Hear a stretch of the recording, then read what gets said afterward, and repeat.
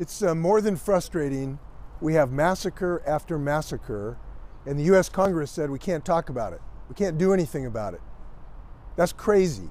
So we have a loophole that needs to be... Governor Jay Inslee, in an interview with King 5, is calling on state lawmakers to consider new gun-related laws following the massacre in Las Vegas. One of his proposed changes, banning so-called bump stock devices like the one reportedly used by the gunman in Vegas. Right now we have a situation where there's a hole in our law that needs to get fixed. It allows the sale of these bump stock devices so you can turn a legal semi-automatic weapon into a very lethal, fully automatic weapon. That needs to be fixed. Those need to be outlawed. In addition to the governor's proposal, there are other gun safety proposals in the pipeline. King 5 political reporter Natalie Brand spoke to two different groups who work on this issue day in and day out. To me, this is not a political discussion. It's a public health discussion. It's a public safety discussion.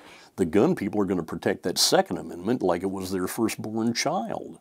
Two different sides of an emotional and decades-old debate. It's entirely premature to be. Enough is enough. What I think is that no, nothing's going to happen at the national level on this topic today. That being said, I think that where things can still happen is at the state level. Renee Hopkins of the Washington Alliance for Gun Responsibility points to laws passed in this state, from the Universal Background Check Initiative in 2014 to a more recently passed bill cracking down on illegal gun buyers.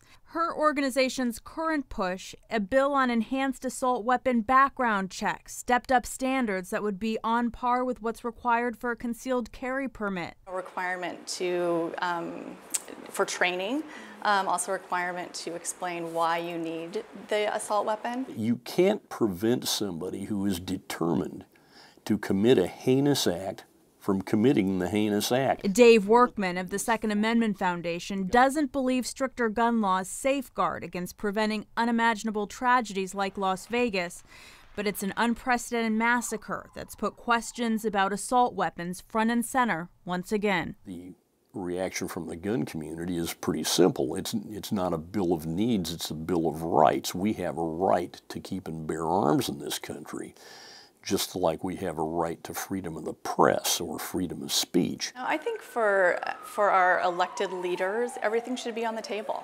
And they should really be considering what can be most effective at saving the most lives. I mean, they have an absolute paramount duty to keep communities safe, and they have failed. And as you can see and hear, this is an emotional, very heated debate. As for the proposal on enhanced assault weapon background checks here in Washington state, it did not make it to the floor for a vote last legislative session in Olympia, but will be reintroduced next session. Back to you.